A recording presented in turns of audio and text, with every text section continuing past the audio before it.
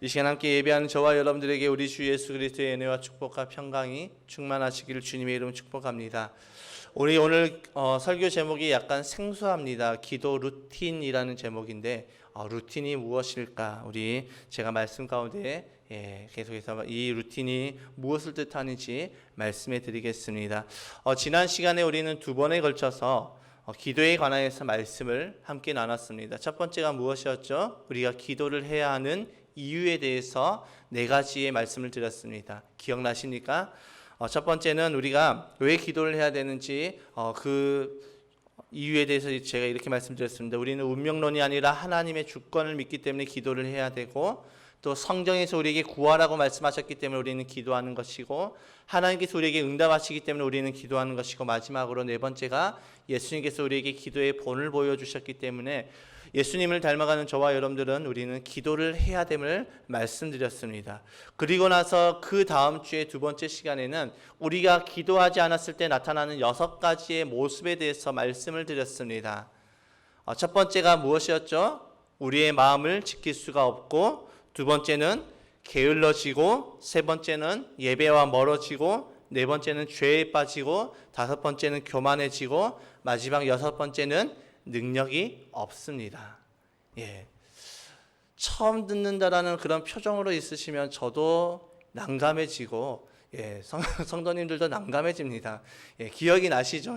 기억이 나시면 좀 활짝 이렇게 저를 바라보시면서 인상 쓰시지 마시고, 말씀을 전하는데, 저는 혼자지만 우리 여기 한 30-40명 정도 앉아 계신데 그분들이 다 저를 보고 인상을 쓰고 있으면 제가 얼마나 쫄리겠어요. 쫄려서 말씀을 전할 수가 없기 때문에 활짝 웃으시면서 하나님의 말씀을 좀 받아주시기 바랍니다.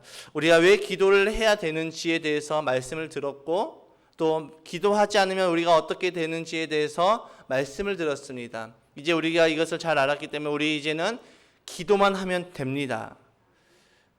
그런데 문제는 이것이 잘 되지 않는다라는 것입니다. 우리가 기도를 해야 되는 이유도 분명히 알고, 기도하지 않으면 어떻게 되는지 분명하게 알고 있는데, 이것을 아는 것과 행하는 것은 이게 천지 차이라는 것입니다. 우리가 지식으로 아는 것과 우리의 행함은, 희한하게 이 아는 것과 행함은 별로 친하지가 않는 것 같습니다. 그래서 우리가 늘 알고 깨달아도 이것이 우리 삶 가운데 행함으로 나타나는 것이 굉장히 더뎌지고 굉장히 어렵습니다. 우리가 지식으로 이해가 됐고 동의된 것을 이제는 어떻게 행하느냐, 이것이 우리에게 늘 문제라는 것입니다.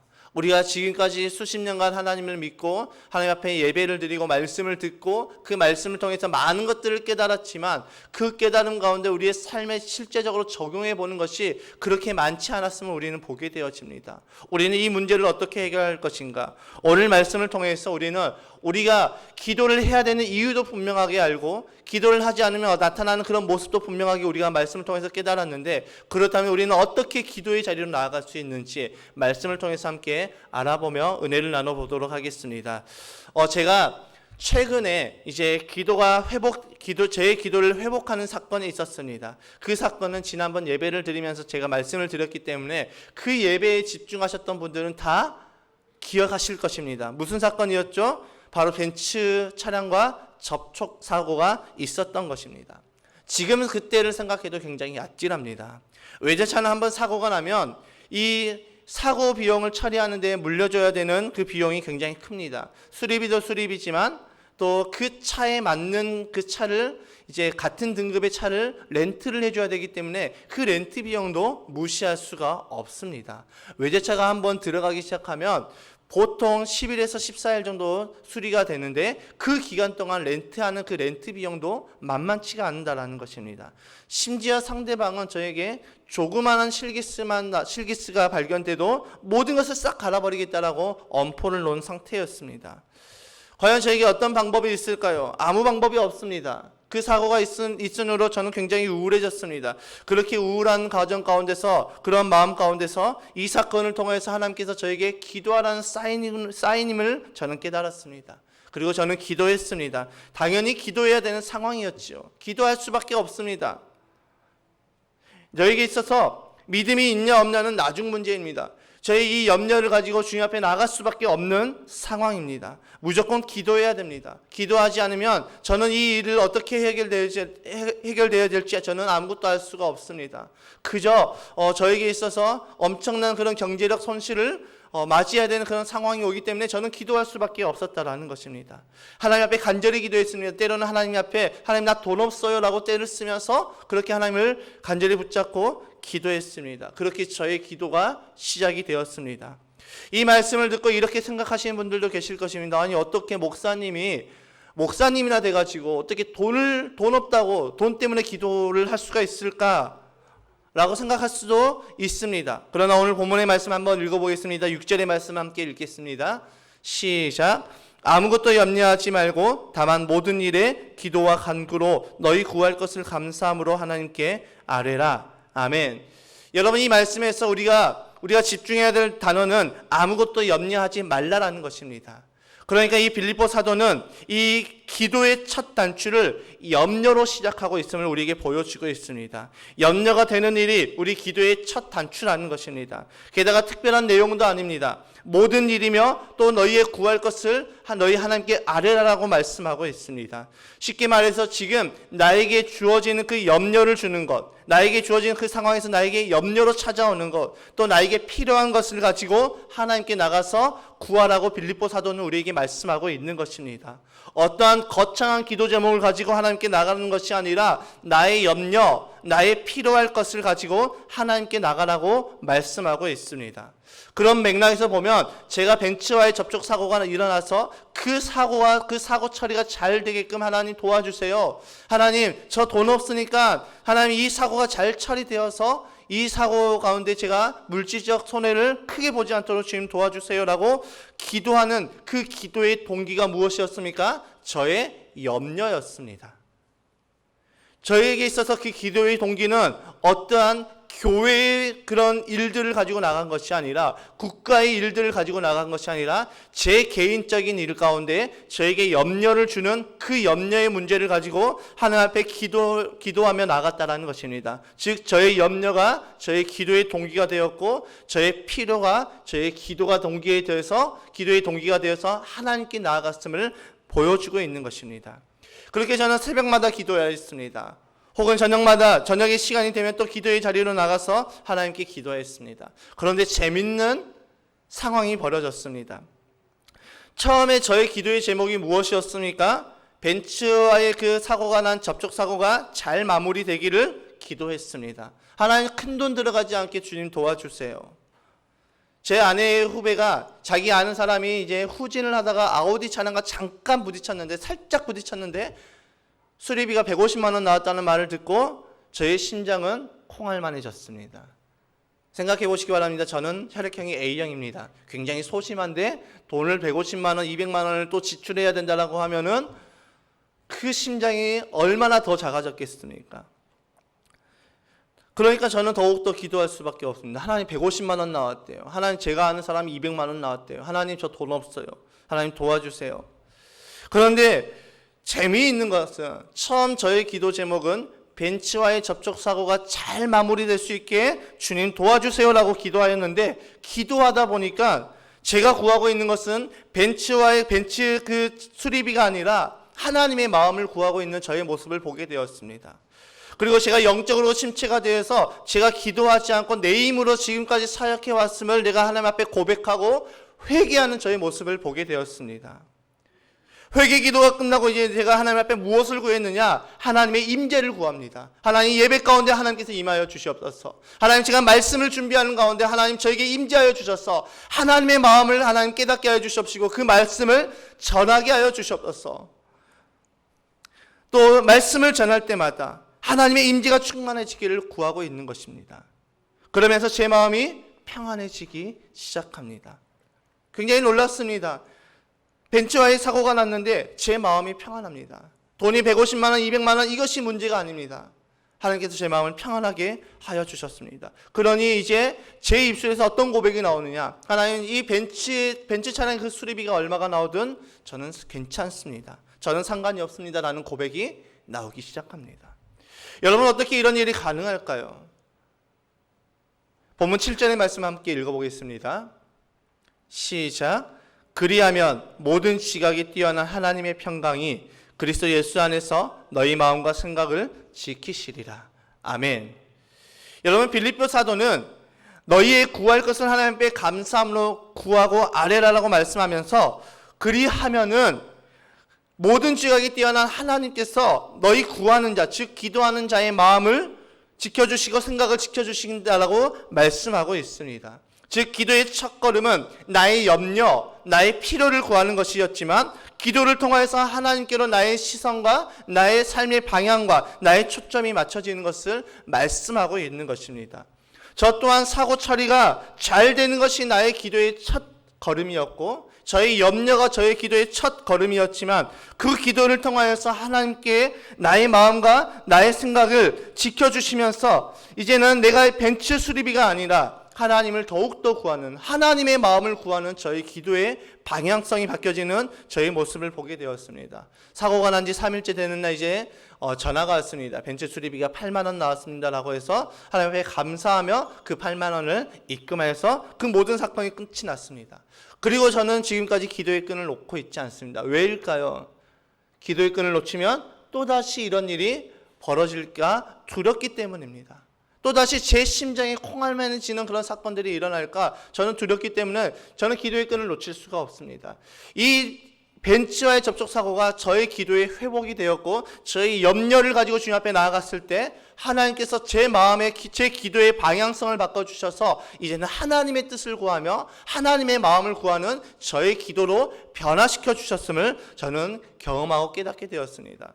그러면 이렇게 말씀하실 수도 있습니다. 목사님이니까 그렇잖아요. 목사님이니까 그렇죠 라고 생각할 수가 있습니다.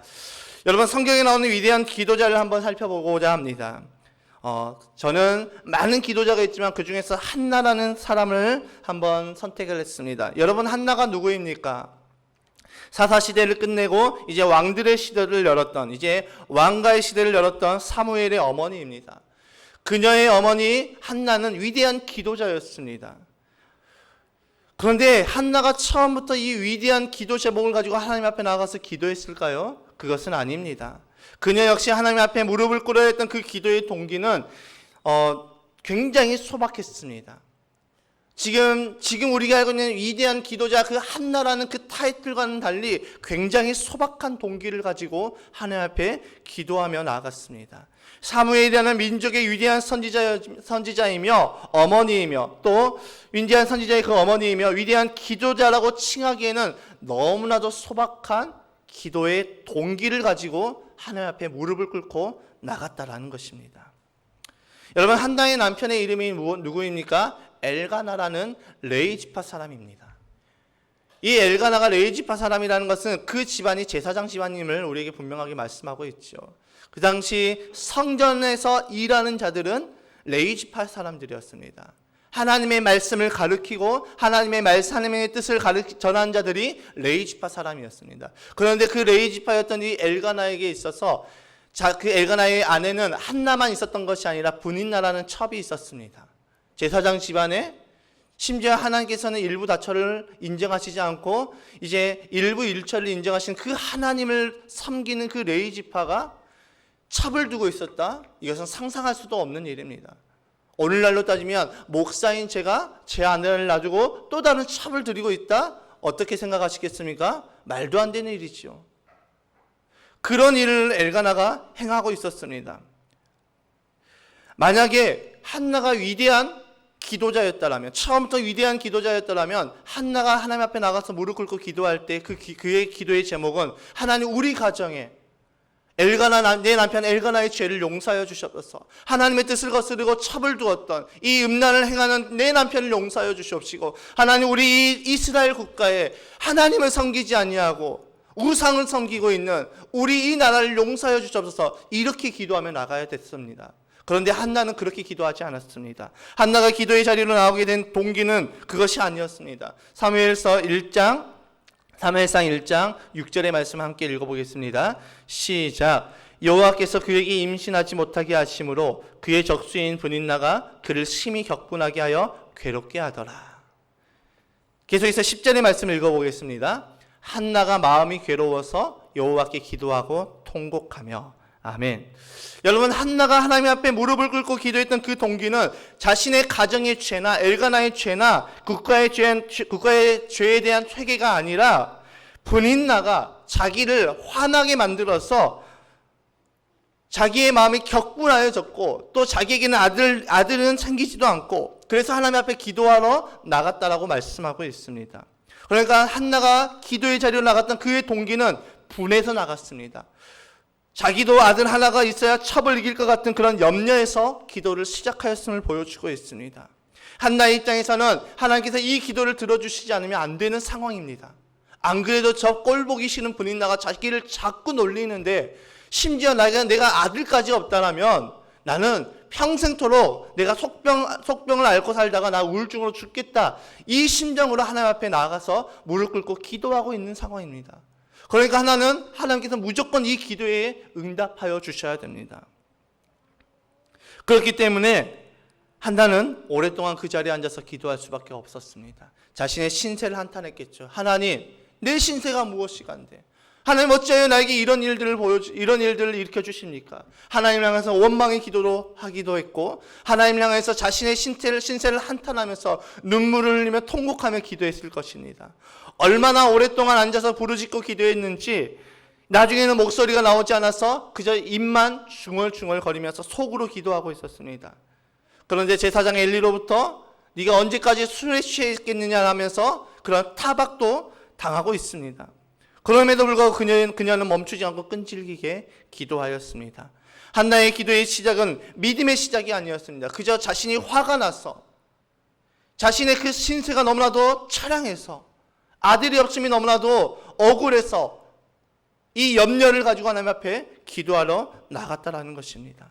하지만 계속 기도하면서 우리가 염려를 가지고 나가서 기도한다 할지라도 우리가 끊임없이 기도하기 위해서는 우리는 믿음이 필요하다라는 것입니다.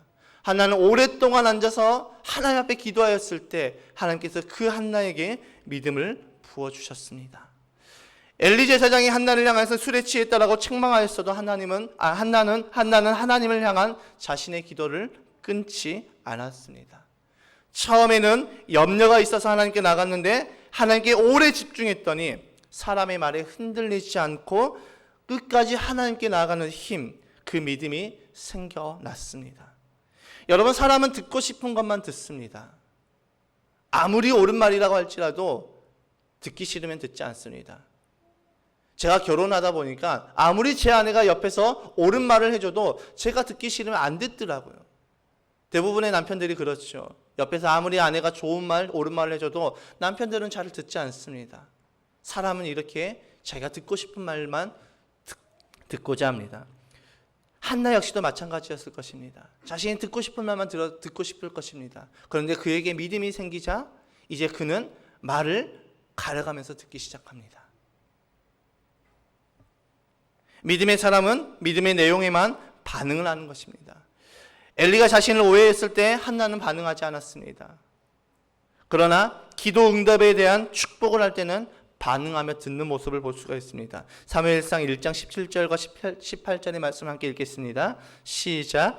엘리가 대답하여 이르되 평안히 가라. 이스라엘의 하나님 내가 기도하여 구한 것을 허락하시기를 원하노라 하니 이르되 당신의 여종이 당신께 은혜 입기를 원하나이다 하고 가서 먹고 얼굴에 다시는 근심빛이 없더라. 아멘. 여러분, 믿음이 생겼던 그 한나는, 기도를 통해서 하나님의 그 응답을 받았던 그 한나는 그에게 기도를 통해서 그에게 바로 아이가 생긴 것이 아닙니다. 기도 끝났다고 해서 아무것도 하지 않았는데 아이가 바로 딱 생겨서 하나님께서 기도를 응답해 주셨구나, 이것이 아니었습니다. 한나의 마음이 처음에는 격분한 상태에서 주님 앞에 나아갔지만 하나님께서 그 마음을 평안하게 변화시켜 주셨던 것입니다. 그리고 그 한나가 했던 행동이 무엇입니까? 사무엘상 1장 19절의 말씀입니다. 시작. 그들이 아침에 일찍이 일어나 여호와 앞에 경배하고 돌아가 라마의 자기 집에 이르니라. 엘가나가 그의 아내 한나와 동침하매 여호와께서 그를 생각하신지라. 아멘. 한나의 그 염려의 끝, 염려로 시작해서 기도하였을 때 하나님께서 그 한나의 마음을 평안하게 변화시켜 주셨고, 그리고 나서 한나가 가장 먼저 하나님 앞에 했던 것은 하나님을 향한 경배와 예배였습니다. 염려의 끝은 경배로 바뀌었습니다. 이것이 바로 기도의 능력이라는 것입니다. 오늘 본문의 말씀 다시 한번 읽어보겠습니다. 우리 본문의 말씀 시작. 띄워주세요. 시작. 아무것도 염려하지 말고 다만 모든 일에 기도와 간구로 너희 구할 것을 감사함으로 하나님께 아뢰라. 그리하면 모든 지각에 뛰어난 하나님의 평강이 그리스도 예수 안에서 너희 마음과 생각을 지키시리라. 아멘. 여러분, 우리는 이미 기도를 해야 되는 이유도 알고 있고 하지 않으면 어떻게 되는지도 알고 있습니다. 그럼에도 불구하고 우리는 기도의 자리로 나가지를 못합니다. 왜일까요? 우리의 동기가, 기도의 자리로 나가는 동기가 아직까지 불분명하기 때문입니다. 나의 염려를 가지고 기도의 자리로 나가면 왠지 기복신앙 같고 믿음이 없는 것처럼 보입니다. 이미 그런 설교를 많이 들어왔고, 마태복음 6장의 말씀을 인용하게 되면 너희의 염려를 구하는 것은 이방인들이 구하는 것이라고 하면서 너희는 먼저 그의 나라와 그의 의를 구하라고 우리에게 말씀하였습니다. 그렇기 때문에 우리가 염려를 가지고 기도의 자리로 나가는 것은 왠지 세속적인 것 같고 왠지 기복신앙인 것 같습니다. 그러나 그것이 아닙니다. 위대한 기도자들의 기도의 시작은 염려였습니다. 한나는 염려를 가지고 기도의 자리로 나갔습니다. 처음에는 염려 때문에 기도를 시작해서 반복했습니다. 그러는 사이 그에게 믿음이 생겼고 하나님께 감사하게 되고, 곧 이제는 자신의 문제보다 더 큰 하나님을 발견하게 되었고 그분과 함께 있는 것 자체에 집중하게 되었습니다. 오늘 설교의 제목이 바로 기도 루틴이죠. 여러분, 이 루틴이라는 단어의 사전적인 의미는 운동선수들이 최고의 운동 수행 능력을 발휘하기 위해서 습관적으로 하는 동작이나 절차라는 것입니다. 그러니까 우리가 어떤 상황에서 어떤 환경에서 최고의 그 기도의 능력을 낼 수 있는 그 훈련을 하는 것이 바로 기도 루틴이라는 것이죠. 즉 기도 습관을 갖는 것입니다. 여러분, 기도는 운동과도 같습니다. 제가 이제 살이 많이 쪄서 이제 살을 좀 빼야 되겠다 하고 얼마 전에, 아주 오래 전에 이제 아침에 이제 새벽 예배를 마치고 복근 운동을 이제 시작했습니다. 한 이틀 하니까 배가 너무 땡겨서 못 하겠더라고요. 그러고 아직까지 쉬고 있습니다. 왜 쉬었습니까? 힘들어서 쉬는 것입니다. 쓰지 않는 근육을 갑자기 쓰니까 몸이 이제 난리가 납니다. 여기저기 아프다고 이제 통곡을 합니다. 일어설 때마다, 앉을 때마다 여기저기 쑤시고 온몸이 아픕니다. 그러니까 당연히 운동을 쉬게 되는 것이죠. 여러분, 기도도 마찬가지입니다. 우리가 기도의 습관이 길러지지 않으면 우리가 기도를 하는 것이 너무나도 힘이 들어집니다.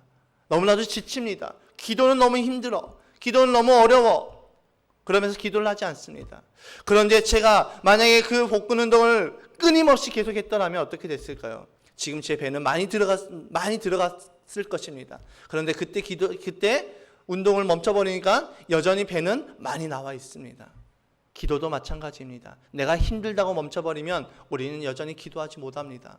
그러나 힘들어도 지쳐도 내가 기도의 자리로 나가는 그 습관을 길러낼 때 우리는 기도하는 사람이 되는 것입니다. 여러분, 우리가 왜 기도를 하지 않을까요? 왜 우리가 기도를 하지 않을까요? 그것은 우리에게 기도에 대한 분명한 동기가 없을 뿐더러 기도하지 않아도 괜찮다라는 그 생각이 있기 때문에 우리는 기도를 하지 않는 것입니다. 기도의 동기가 없으면 기도를 하지 않습니다. 그렇다면 모든 기도의 동기가 염려여야 되는가? 그것은 아닙니다. 쉽게 이해하기 위해서 저의 경험을 이야기했고, 쉽게 우리가 이해하기 위해서 이것 가지고 기도하러 나가도 되는구나 라는 것을 말씀드리기 위해서 한나의 예를 들었던 것입니다. 오늘 본문의 기도의 동기는 오늘 본문을 통해서 우리에게 뭐라고 말씀하고 있습니까? 모든 것이라고 말씀하고 있습니다. 우리의 모든 것이 다 기도의 동기가 되어질 수 있다는 것입니다. 성경에 수많은 기도의 사람들을 기록하고 있습니다. 염려뿐만 아니라 또 다른 동기를 가지고 간절히 기도했던 한 사람을 찾아보고자 합니다. 예수님께서 오병이어로 이제 남자만 5,000명을 먹이는, 그러니까 그 당시 이제 신학 박사들이 그 당시 모였던 그 사람들을 이제 계산하게 되면 약 25,000명에서 30,000명 되는 그 사람을 물고기 2마리와 떡 5덩이로 다 먹이시고 이제 12광지를 남기시는 그런 놀라운 대박친 사건을 보여주시고 나서 이제 많은 군중들이 예수님을 왕으로 세우려고 할 때 예수님이 그 자리를 피하십니다. 그리고 이제 이방인의 한 여인을 만나기 위해서 두로와 시돈 지방으로 가시지요. 거기서 한 가나안 여자를 만나게 됩니다. 그 가나안 여자가 울며 불며 예수님께 나아가서 이렇게 이야기를 합니다. 마태복음 15장 22절의 말씀 함께 읽겠습니다. 시작. 가나안 여자 하나가 그 지경에서 나와서 소리질러 이르되 주 다윗의 자손이여 나를 불쌍히 여기소서 내 딸이 흉악하게 귀신 들렸나이다 하되. 여러분, 귀신 들린 딸의 어머니의 그 절규를 한번 생각해 보시기 바랍니다. 얼마나 간절히 이야기했을까요? 예수님이시여, 주님 내 딸을 제발 좀 고쳐주시옵소서.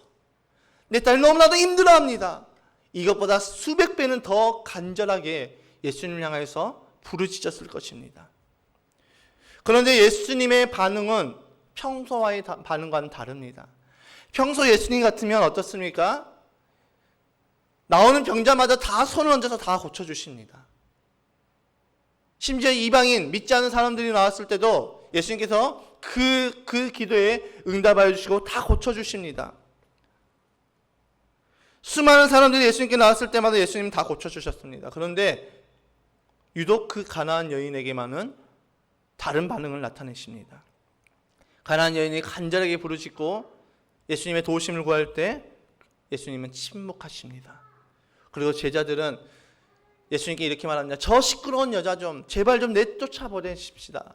한마디로 말해서 그 여인에게 가서 이렇게 이야기하는 것입니다. 시끄럽게 하지 말고 꺼져.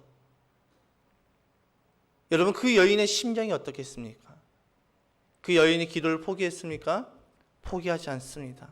예수님을 향해서 더욱더 내 딸을 고쳐달라고 부르짖습니다. 여러분, 왜 이 여인이 예수님께 그렇게 간절히 매달렸을까요?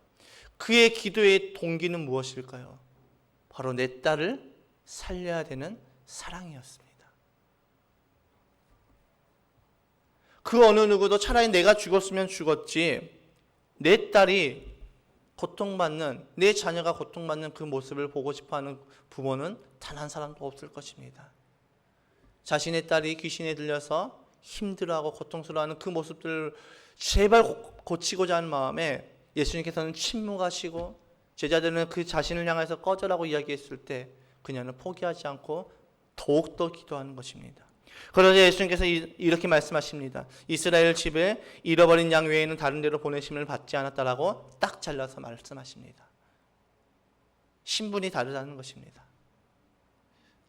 그래도 여인은 포기하지 않습니다. 자신의 딸을 고치기 위해서 더욱더 붙잡습니다. 이제 예수님은 대놓고 그 여인을 향해서 괴 취급을 합니다. 이 당시 이방 사람들은 유대인들로부터 괴 취급을 당했습니다. 이 괴 취급을 당했다는 것은 죄인 취급을 받았다는 것입니다. 예수님이 대놓고 여인을 향해서 괴라고 표현하십니다. 이것은 곧 무엇이냐면 여인의 죄를 지적하신 것이지요. 예수님이 조금 너무하신 것은 아닐까요? 그냥 고쳐주시기만 하면 되는데 굳이 그렇게까지 낮춰야 됐을까요? 굳이 그렇게까지 그녀의 인성을 공격해야 됐을까요? 이제 여인의 입장에서 한번 살펴보고자 합니다. 여인은 자신의 사랑하는 딸이 귀신 들려 고통당하는 모습을 견딜 수가 없었습니다. 제가 방금 전에도 말씀드렸듯이 차라리 내가 아팠으면 내가 아팠지, 내가 죽었으면 내가 죽었지, 내 자식만큼은 건강하게 자라기를 원하는 것이 부모의 마음입니다. 너무나 사랑하는 내 딸이 그토록 고통스러워하기 때문에 여인은 예수님께 기도했습니다. 눈물을 펑펑 흘리면서 외칩니다. 자신의 그 찢어지는 그 심정을 토해냅니다. 제발 좀 고쳐달라고, 예수님 제발 내 딸 좀 살려달라고 그렇게 간절하게 외쳤을 때 예수님은 침묵하십니다. 우리로 따지면 우리가 하나님 앞에 간절히 기도하는데 하나님이 응답하시지 않는 것입니다. 침묵하시는 것입니다. 그럼에도 불구하고 여인은 포기하지 않습니다. 하나님이 침묵하실지라도 그녀는 포기하지 않습니다. 더욱더 부르짖습니다. 더욱더 하나님 앞에 부르짖고 기도합니다. 주변에서 시끄럽다고 난립니다. 너만 기도하느냐? 너만 예수님 믿냐? 조용히 기도해. 하나님 기먹으신 분이 아니야. 그렇게 시끄럽게 기도하지 않아도 다 들어. 오늘날 이렇게 말하지 않아요. 그럼에도 불구하고 그 여인은 포기하지 않습니다. 끝까지 예수님을 붙잡습니다. 심지어 이제 예수님이 그녀를 향해서 개취급을 합니다. 죄를 찌르신 것이죠. 여인의 반응이 무엇입니까? 마태복음 15장 27절의 말씀을 함께 읽어보겠습니다. 시작. 여자가 이르되 주여 올소이다마는 개들도 제 주인의 상에서 떨어지는 부스러기를 먹나이다 하니. 아멘. 여러분, 여인은 예수님께서 자신을 향해서 괴라고 취급했을 때 이것을 인정합니다. 오늘날로 따지면 우리가 하나님 앞에 죄인임을 인정하는 것입니다. 주님, 내가 죄인입니다. 내가 지금까지 내 뜻대로 살아왔습니다. 내가 주인 되어서 살아왔습니다. 이제 내가 주님 앞에 나의 죄를 회개합니다. 그리고 내가 이제 나의 주인이 내가 아니라 하나님임을 고백합니다. 주인의 상에서 떨어지는 그 부스러기를 개들이 먹고 삽니다. 주님의 그 은혜를 이 죄인이 먹어야지만 저는 살 수 있습니다. 주님, 나와 함께하여 주시옵소서. 이때 예수님께서 그녀의 기도에 응답하십니다. 마태복음 15장 28절의 말씀입니다. 시작. 이에 예수께서 대답하여 이르시되 여자여 내 믿음이 크도다. 내 소원대로 되리라 하시니 그때로부터 그의 딸이 나으니라. 아멘. 여러분, 이 여인은 어떤 기도를 했습니까? 자신의 사랑하는 딸을 지키기 위해서 지키는 기도를 했습니다. 그 지키는 기도의 동기가 무엇이었습니까? 바로 사랑이었습니다. 사랑이 동기가 되었을 때 그 기도가 멈춰지지 않았습니다.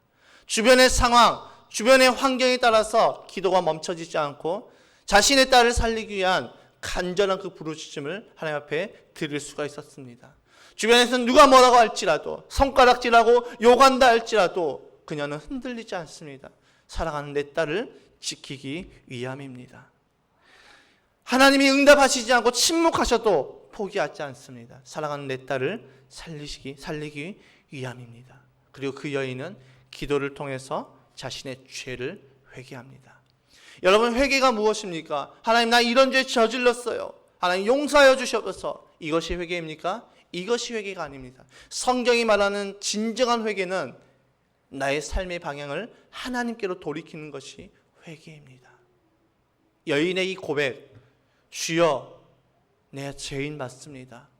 나 지금까지 내가 주인 되어서 살아왔던 사람 맞습니다. 이제 내가 주님 앞에 고백합니다. 이 죄인 용서하여 주시고 이제 나의 주인이 당신 주님이시기를 주님 간절히 원하나이다. 하나님께로 돌이킨 것입니다. 여인은 자신을 개로 인정하고 하나님을 주인으로 인정하며 주님과 깨어진 관계가 회복되어짐을 우리는 이 말씀을 통해서 보게 되어집니다. 하나님께로 돌이킨 것입니다. 자신은 사랑하는 자신의 딸을 살리기 위해서 하나님 앞에 기도함으로 나아갔습니다. 그런데 하나님께서는 딸만 살리시는 것이 아니라 이 여인도 함께 살려주셨습니다. 여러분, 기도가 바로 이런 것입니다.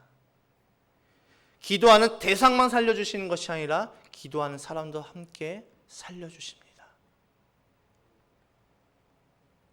기도하는 딸만 살려주시는 것이 아니라 기도하는 어머니도 살려주시는 것입니다. 우리의 자녀들을 위해서 우리는 날마다 기도해야 됩니다. 자녀들을 위해서 날마다 기도할 때 하나님께서는 우리의 자녀들만 살리시는 것이 아니라 기도하는 우리 부모들도 살리시는 것입니다. 우리 교회를 위해서 날마다 기도의 자리로 나아가야 됩니다. 기도하는 교회만 살리시는 것이 아니라 기도하는 나 자신도 하나님께서 살려주십니다. 여러분, 오늘 말씀을 한번 정리해 보겠습니다. 우리가 기도를 해야 하는 이유도 분명히 알고 있고 하지 않으면 어떻게 되는지도 분명히 알고 있음에도 우리가 기도를 하지 않는 이유는 기도를 해야 하는 동기가 없기 때문입니다.